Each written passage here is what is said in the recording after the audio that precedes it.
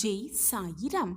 கண்ணீர் என்பது, கண்ணீர் துளிகள் என்பது நம்பிக்கை வற்றி போகும்போது மட்டும் வருவதல்ல. ஒருவரது கண்களிலிருந்து நாம் நேசிக்கும் ஒருவரின் அன்பு, பாசம், நேசம் வற்றி போகும்போதும் அந்த கண்ணீர் வெளிப்படத்தான் செய்யும். ஜெய் சாயிராம். ஜெய் ஜெய் சாயிராம். நம்ம சாயன்பர்கள் எல்லாரும் எப்படி இருக்கீங்க? எல்லாரும் நல்லா இருப்போம். ஓம் சாயிராம். என் அன்பு பிள்ளையே, வந்துவிட்டாயா? அப்பா சொல்வதை கேட்க வந்துவிட்டாய்தானே? இது நாள் வரை நீ கண்ணீர் சிந்தியது எல்லாமே போதும். உன் கண்ணீரை துடைக்க, உன் மனதிற்கு இதமானதை கொடுக்க அப்பா வந்துவிட்டேன். நீ இத்தனை நாட்களாக ஏங்கி அழுதது எல்லாமே போதும். நிறுத்திக்கொள், உன் அழுகையை நிறுத்திக்கொள், உன் கண்ணீரை துடைத்துக்கொள். உன்னுடைய இல்லத்திற்கு ஒரு புதிய வரவு வரப்போகிறது. இது நாள் வரை நீ ஏங்கி காத்து கொண்டிருந்தது உனக்கு சாதகமாக, மனமகிழ்ச்சியாகவே உன்னை தேடி வந்து கொண்டிருக்கிறது. ஆம் குழந்தையே, சந்தோஷமாக இரு. அப்பா நான் இருக்கிறேன். அன்பிற்காக ஏங்குகிறாயா? இது உனக்காகவே சொல்லப்பட்ட வாக்கு. தவறவிடாமல் நம்பிக்கையோடு முழுமையாக கேள். உன் மனது சற்று லேசாகும். எல்லோரிடத்திலும் அன்பிற்காகவும் பாசத்திற்காகவும் ஏங்கி தவிப்பதற்கு பதிலாக உன்மேல் உண்மையாக அன்பாக இருப்பவர்களிடம், உன் மதிப்பை புரிந்தவர்களிடம் உன் அன்பை எதிர்பார்த்து பழகு. நீயே கதி என்று உன்னை தேடி வரும் உன் மதிப்பை புரிந்தவர்களிடம் உன்னுடைய உண்மையான அன்பை செலுத்து. ஒன்றை நன்றாக புரிந்து கொள் என் வைரமே. இன்று உன்னிடம் அன்பாக இருப்பவர்கள் நாளை மறுநாளும் அப்படியே இருப்பார்கள், அப்படியே இருந்து விடுவார்கள் என்று மட்டும் தவறாக எண்ணி விடாதே. பெருமையும் சிறுமையும் சொல்லில் சொல்லப்படும் வார்த்தைகளில் அல்ல. அனைத்துமே நாம் வாழ்ந்து காட்டும், நாம் வாழ்ந்து கொண்டிருக்கும் வாழ்க்கையில்தான் உள்ளது. எதற்குமே எவரையுமே எதிர்பார்த்து கொண்டே இருக்காதே. நீ உன் தாய் தந்தையரை இழந்து தவிக்கும் பொழுது உன் தாயாக தகப்பனாகவும் உன் சாயப்பா உன்னுடனேயே இருந்து உனக்கு அனைத்தையும் வாரி வாரி வழங்குவேன். உன் தாய் என்ன செய்வாளோ, உன் தகப்பன் உனக்கு என்னென்ன கூறுவாரோ, என்னென்ன செய்வாரோ அனைத்துமாக நானே உன்னிடம் இருந்து அதை செய்வேன். தனிமையில் அழுது கொண்டு கேட்பார் யாரும் இல்லாமல் யாராவது வந்தால் நலமாக இருக்கிறாயா என்று கேட்டதும் அத்தனையும் கொட்டிவிடும் அந்த ஒரு மனப்பக்குவத்தில் இருக்கும் என் பிள்ளையே, அத்தனை பிரச்சனைகளிலிருந்தும் நான் உன்னை விடுவிப்பேன். பயப்படாமல் இரு, நம்பிக்கையோடு இரு. எந்த சூழ்நிலை வந்தாலும், வாழ்க்கையே முடித்து போகும் சூழ்நிலை வந்தாலும் கூட நம்பிக்கையை மட்டும் எப்பொழுதும் இழந்து விடாதே. அது மட்டுமல்லாமல் பொறுமையோடு நீ இருக்க வேண்டிய அத்தனை விஷயத்திற்கும் பொறுமை காத்திரு. நானே உனக்கு துணையாக எப்பொழுதும் உன்னுடனேயே இருந்து கொண்டிருக்கிறேன். நீ உண்மையாக இருக்கும் பட்சத்தில் பல சோதனைகளை, பல போராட்டங்களை சந்திக்கத்தான் வேண்டும். அது மட்டுமல்லாமல் பல வேதனைகளை நீ அனுபவிக்கத்தான் வேண்டும். நீ உண்மையாக இருந்தால் பல நன்மைகளை கூட நீ இழந்து இருப்பாய். நீ உண்மையாக இருக்கும் பட்சத்தில் எது நடந்தாலும் நீ உண்மையாக மட்டுமே இருந்து பார். நன்மைகள் போனால் என்ன, தீமைகள் வந்தால் என்ன என்று உன்னுடைய மனப்பக்குவத்தை எப்பொழுதும் மாற்றிக்கொள்ளாதே. எப்பொழுதும் தர்மத்தை கடைபிடித்து கொண்டே உண்மையாக நீ இருந்தால் அந்த இறைவனே உன்னை திரும்பி பார்ப்பார் சர்வ நிச்சயமாக. அப்படி இறைவனே உன்னை திரும்பி பார்த்தால் நீ இது நாள் வரை எதுவெல்லாம் இழந்தாயோ அத்தனையும் மீட்டு விடலாம். எதை நினைத்தும் வருந்தாதே. நீ இது நாள் வரை அழுதது எல்லாமே போதும். உன் கண்ணீரை துடைத்துக்கொள். போதும், அனைத்தையும் நிறுத்திக்கொள். தேவையில்லாத உன் பிரச்சனையை நினைத்து நினைத்து மனதை போட்டு வருத்தி கொண்டு நீயும் குழம்பிக்கொண்டு உன்னை சுற்றி இருப்பவர்களையும் குழப்பிக் கொண்டிருக்கும் அந்த மனப்பக்குவத்தை முதலில் மாற்றிக்கொள்.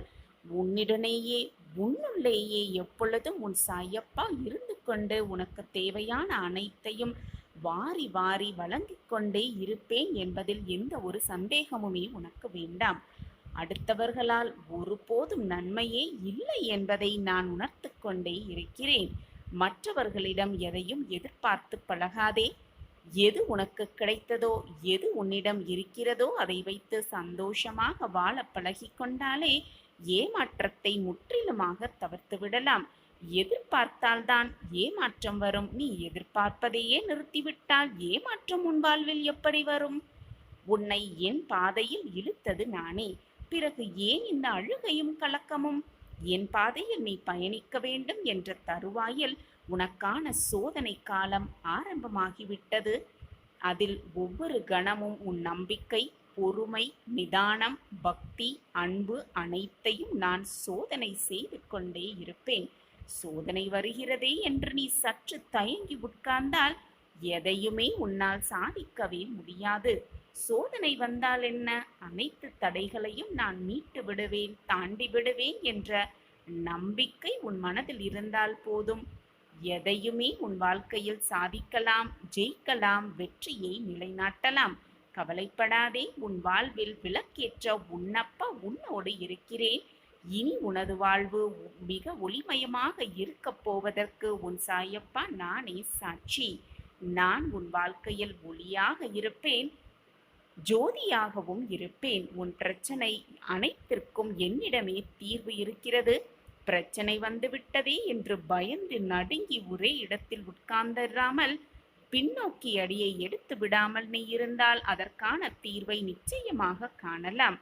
ஆனால் அந்த பிரச்சனைக்கான தீர்வை நீ வேறு எங்கோ போய் தேடிக்கொண்டிருக்கிறாய். அது என்னிடம்தானே இருக்கிறது.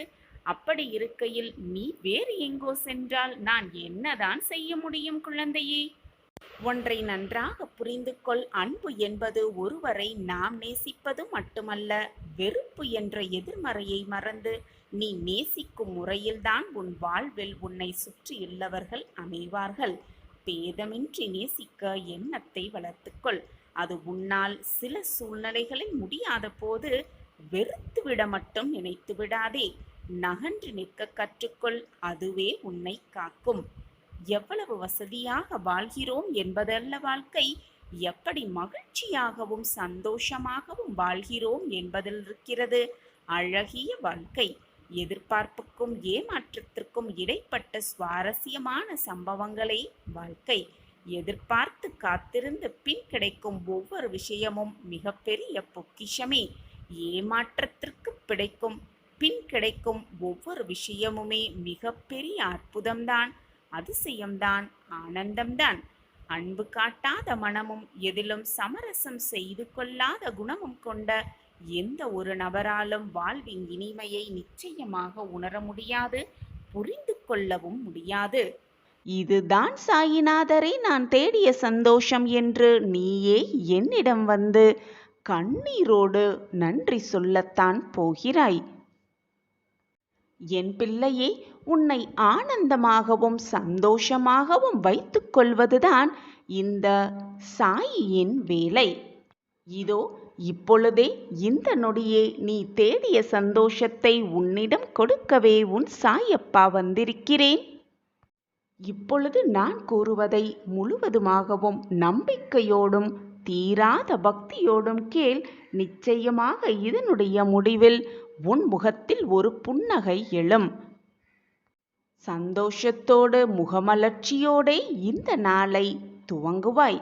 வசமாக மாட்டிக்கொண்டு விட்டோமே, அடிமேல் அடி விழுந்து கொண்டே இருக்கிறதே என்று பதறாதே. உனக்கு அடி விழுகிறது என்றால், அடிமேல் அடி விழுகிறது என்றால் உன் வாழ்வு வெற்றிக்கான பாதையில் மிக சீக்கிரமாக அடையப் போகிறது என்றுதான் அர்த்தம். வசமாக மாட்டிக்கொண்டு விட்டோமே என்று நினைக்காதே. இந்த தேடலில்தான் உன் வாழ்க்கையில் பிரகாசமான எதிர்காலம் உனக்காகவே காத்து கொண்டிருக்கிறது. நான் உனக்கு துணையாக எப்பொழுதும் இருக்கும் பொழுது தேவையில்லாத பயத்தை உன் மனதில் எழுப்பிக் கொள்ளாதே. நான் இருக்கிறேன் அனைத்திற்குமே சாட்சியாக. நான் இருக்கும் வரை உனக்கு எந்த கஷ்டமும் தீங்கும் நெருங்கும்படி விட்டுவிட மாட்டேன். அப்படி நெருங்கினாலும் அது உன்னை புரிய வைப்பதற்காகவும் உன் வாழ்க்கையையே நீ முழுமையாக தெரிந்து கொள்வதற்குமாகத்தான் அந்த கஷ்டம் உன்னிடம் வந்திருக்கிறது என்பதை தீர்க்கமாக நம்பு. உன் வாழ்க்கையை மிக சரியாக புரிந்து கொண்டு நீ வாழ்க்கையில் முன்னேற வேண்டும் என்பதற்காகவே உனக்கு கஷ்டத்தை நான் கொடுத்து கொண்டிருக்கிறேன். நீ கலங்க வேண்டும், வேதனைப்பட வேண்டும், கண்ணீர் சிந்த வேண்டும் என்பதற்காக அல்ல. என்மேல் முழுமையாக நம்பிக்கை வை.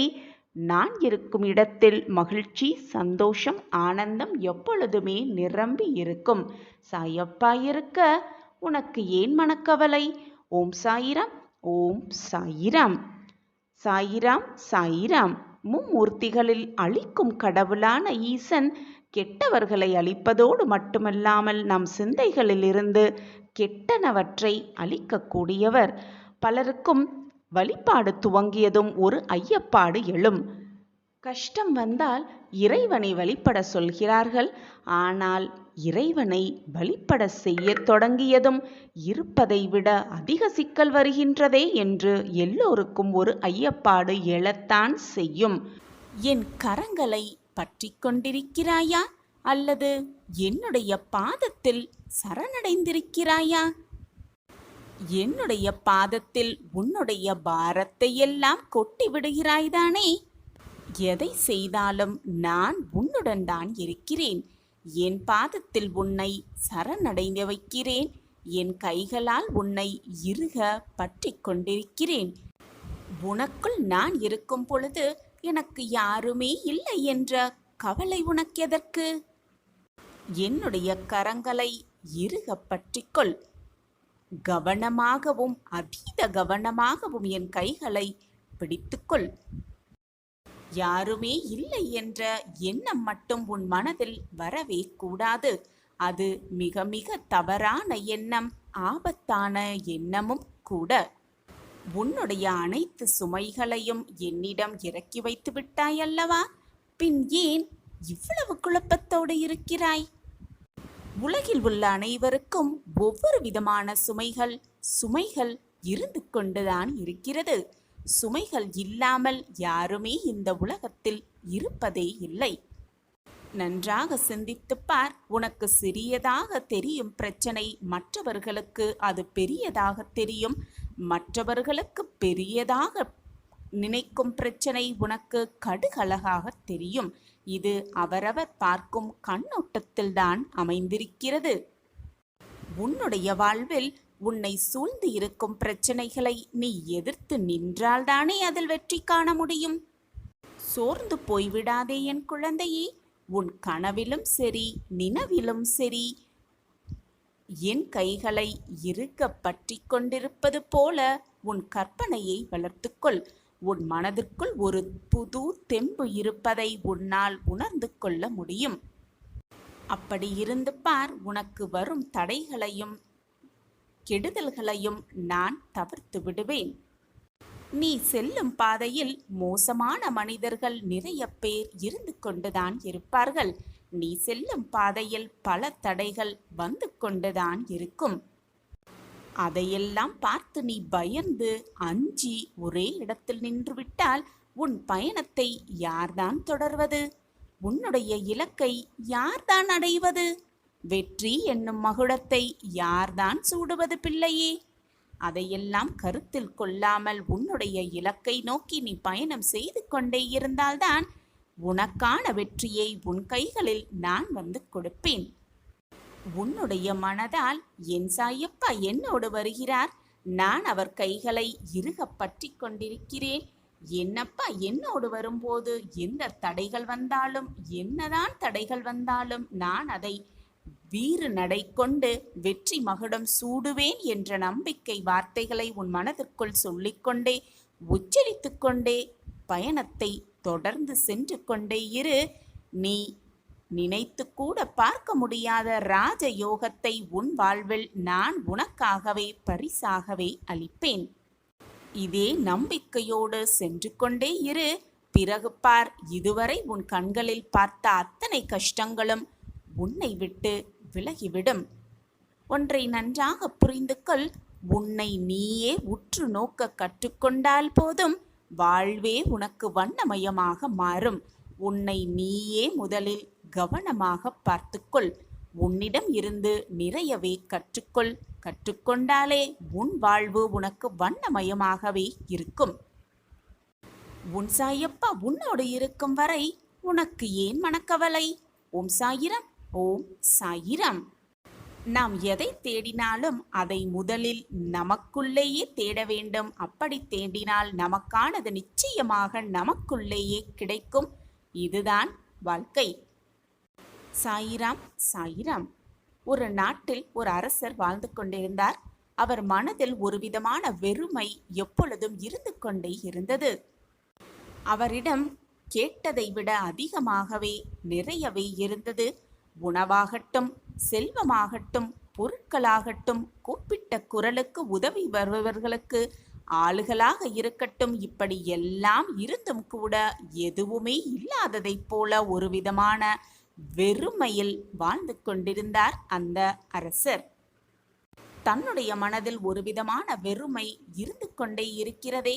வாழவே பிடிக்கவில்லை. இந்த வாழ்க்கையை எதற்காக வாழ வேண்டும் என்ற எண்ணம் அவர் மனதில் ஓடிக்கொண்டே இருந்தது. இந்த வாழ்க்கையை ஏன் வாழ வேண்டும் என்ற எண்ணம் அவர் மனதில் அடிக்கடி ஓடிக்கொண்டே இருந்தது. இந்த வாழ்க்கையை நாம் வாழவே வேண்டாம், நம் வாழ்வை நாமே முடித்து கொள்ளலாம் என்ற எண்ணத்தோடு தன்னுடைய ரதத்தில் ஏறி இமயமலை நோக்கி பயணம் செய்கிறார் அந்த நாட்டின் அரசர். அப்படி சென்று கொண்டிருக்கும் வழியில் ஒரு துறவி ஒருவர் ஒரு மரத்தடியில் தவம் செய்து கொண்டிருப்பதை அந்த அரசர் பார்க்கிறார். அந்த மகான் அமைதியாக இருந்தாலும் அவரிடம் ஒரு தெய்வீக தன்மையும் தேஜஸும் இருப்பதை அந்த அரசர் பார்க்கிறார். அவர் அமைதியாக இருந்தும் கூட அவரிடம் செல்ல வேண்டும் என்ற எண்ணம் அந்த அரசர் மனதில் உதிக்கிறது. வாழ்வை முடித்து கொள்ளலாம் என்று முடிவு எடுத்து பயணம் செய்து கொண்டிருந்த அரசர் அந்த துறவியை பார்த்ததும் அவரிடம் சற்று பேசலாம் என்று தன்னுடைய ரதத்தை திருப்பிக் கொண்டு துறவியை நோக்கி செல்கிறார்.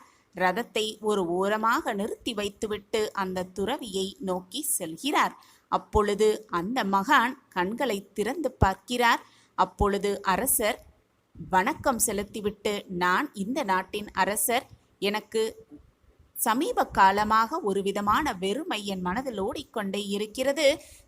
ஏன் இந்த வாழ்க்கையை வாழ வேண்டும்? வாழ்க்கை வாழ்வதற்கான அர்த்தம் என்ன என்ற கேள்விக்கு பதில் தெரியாமல் இந்த வாழ்க்கையை அப்படி நாம் ஏன் வாழ வேண்டும் என்ற எண்ணத்தோடு வாழ்வை முடித்து கொள்ளலாம் என்று இமயமலையை நோக்கி பயணம் செய்து கொண்டிருக்கிறேன். வழியில் உங்களை பார்த்தேன். உங்கள் முகத்தில் ஒரு புதுவிதமான தெய்வீக தன்மையும் தேஜஸும் இருந்திருந்ததால் நான் உங்களிடம் சற்று உரையாடிவிட்டு செல்லலாம் என்று உங்கள் பக்கம் வந்திருக்கிறேன் என்று நடந்தது அனைத்தையும் கூறி முடிக்கிறார் அந்த அரசர் அந்த மகானை பார்த்து. அந்த மகான் அரசர் கூறுவது அனைத்தையும் காதால் கேட்டுக்கொண்டிருந்தாலும் அவர் கண்கள் என்னவோ அரசனை கால்களில் இருந்தது. அரசருக்கு குழந்தை பருவத்திலிருந்தே கால்கள் ஆட்டுவதை பழக்கமாக வைத்திருந்தார். என்ன வேலை செய்து கொண்டிருந்தாலும் தங்கள் கால்களை ஆட்டுவதை கவனமாகவே வேலையாகவே வைத்திருந்தார். இதை பார்த்து கொண்டிருந்த மகான் அந்த அரசரை பார்க்கும் பொழுது அரசர் மகான் தன் கால்களை பார்க்கிறார் என்று தெரிந்து கொண்டதும் உடனே ஆட்டுவதை நிறுத்திவிட்டார். உடனே அந்த மகான், எத்தனை நாட்களாக தங்கள் இந்த கால்களை ஆட்டும் பழக்கத்தை வைத்து கொண்டிருக்கிறீர்கள் என்று கேட்டார். உடனே அரசர், நான் பிறந்ததிலிருந்து இந்த பழக்கம் என்னோடு இருக்கிறது, நான் ஆட்டிக்கொண்டே இருக்கிறேன் என்று கூறினார்.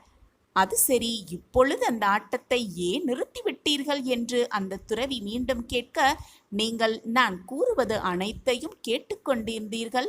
ஆனாலும் உங்கள் கண்கள் என் கால்களில் இருந்ததை நான் கவனித்துவிட்டு உடனே என் ஆட்டத்தை நிறுத்திவிட்டேன் என்று கூறினாராம் அரசர் அந்த மகானிடம். இதை அனைத்தையும் கேட்டுவிட்ட அந்த மகான் அப்பொழுது சொன்னார், இது மாதிரிதான் நம்மளுடைய மனதும் இருக்கிறது. அனைத்துமே நம் மனதிடம் இருக்கிறது. ஆனால் நாம் தான் அதை உற்று நோக்காமல் எதற்காக வாழ்கிறோம் என்ற எண்ணத்தை போட்டு குழப்பிக் கொண்டிருக்கிறோம் என்று அந்த மகான் கூறினார். நம் அனைவரின் மனதை நாம் முதலில் கவனிப்பதே இல்லை. சந்தோஷம், அமைதி, நிம்மதி என்று அனைத்தையும் வெளியே போய் தேடிக்கொண்டிருக்கிறோமே தவிர அது நம் மனதில் இருக்கிறது என்பதை யாருமே உணர்ந்தவும் இல்லை. அறிந்து கொள்ளவும் விருப்பமில்லாமல் தாம் இருக்கிறோம் என்று அந்த துறவி அந்த அரசரை பார்த்து கூறுகிறாராம். நம் மனதை நான் எப்பொழுது உற்று நோக்க ஆரம்பிக்கிறோமோ அன்ற நிமிடத்திலிருந்து நாம் தேடுவது எல்லாமே நமக்கு கிடைக்கும் என்று கூறினார் துறவி. இதை கேட்டவுடன் அந்த அரசருக்கு ஒரு புது தெளிவு வந்ததை அவரே உணர்ந்து கொண்டார். நாமே நம்மை நோக்கி கொண்டாலே வாழ்வின் அர்த்தத்திற்கான அர்த்தத்தை கண்டுபிடிக்க முடியும் என்ற தெளிவும் பிறந்துவிட்டது அந்த அரசருக்கு. நாமும் நம் மனதை உற்று நோக்க ஆரம்பித்தால், உற்று நோக்க கற்றுக்கொண்டால் நம் வாழ்வும் வண்ணமயமாகவே இருக்கும், வண்ணமாகவே நிரம்பி இருக்கும் என்பதுதான் உண்மையிலும் உண்மை. எதையுமே வெளியில் தேடி அலைவதை நிறுத்திவிட்டு நம்மிடம் இருப்பதை நாம் உற்று நோக்கிக் கொண்டால், கவனமாக அதை பார்த்து கொண்டாலே போதும், நம் வாழ்க்கையை கிடைத்திருக்கும் இந்த பொக்கிஷமான வாழ்க்கையை சந்தோஷமாக வாழலாம். சாயப்பா நம்மோடு இருக்கிறார் என்ற எண்ணமே நம் வாழ்க்கையை நம்மை உயர்த்தி செல்லும் வெற்றிகரமான வாழ்க்கையை வாழ வைக்கும்.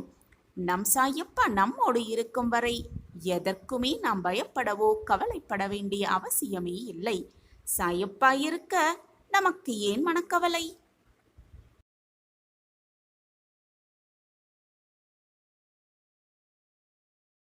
என் அன்பு குழந்தையே, கஷ்டம் வரும்போது கண்களை மூடிக்கொள்ளாதே, அது உன்னையே சிதைத்துவிடும். கண்ணை திறந்து பார், அந்த கஷ்டத்தை நிச்சயமாக நீ வென்றே காட்டிவிடலாம்.